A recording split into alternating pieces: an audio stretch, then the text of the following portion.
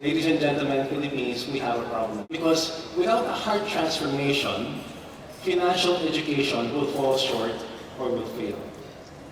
We can't just keep on teaching them how to save, teaching them how to invest. If there is no heart transformation, whatever is in the head will not last. So there has to be, side by side, or even preceding the financial education, there has to be a heart transformation. Because personal finance is 80% behavior and 20% head knowledge. That's what the life coaches will tell you. Next. To illustrate the story, let me tell you the story of a worker of mine named Kuya Nap. Okay? Kuya Nap works in my to-go sugarcane business, one click. Okay? And every now and then we have personal finance classes. So we teach them personal finance, I give them the books, and he started to save. Okay? One day, I get a call, a distress call, because Kuya Nap was found to be in the ER of a hospital, and he got into an accident. He was driving his motorcycle, he got into an accident. And then I asked him what happened. He said, "Sir, na-aksidente ako kasi nagsimula ako mag-ipon ng pera." I said, "What?" "Oo, kasi sabi ng mga matatanda, na nag-ipon ka raw ng pera, didikitan ka ng malas. Kasi meron ka ng pera na nakalaan. Kaya didikitan ka ng malas." And that's when I realized, all this financial education that we were doing in the company was falling later on deaf ears because of those belief systems. So the financial experts say, show me, and leaders say, show me where or how a nation spends their time and money, and I'll show you its values. Next.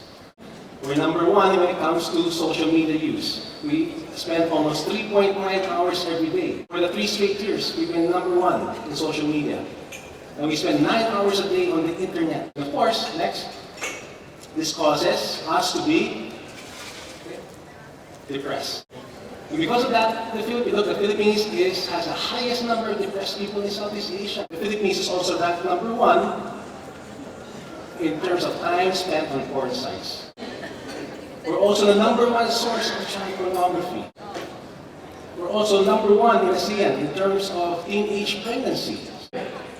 So in 7 years, the average Filipino will spend 1 year watching TV. It's true, our values are influenced and shaped by the media we consume. Next. Of course, we're number one when it comes to the lotto craze. Get rich quick. He, out of his 30,000 peso salary, he invests 10,000 in the lotto for the past 20 years.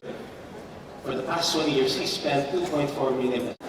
So if he had invested that 10,000 pesos every month for the past 20 years at the 10% interest, he would have had 7.6 million already.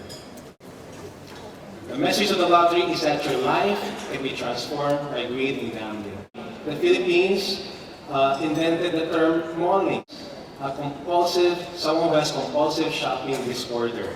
That's where we're spending time, that's where we're spending money. It's a cathedral of consumerism. It's a reflection of our materialistic aspirations.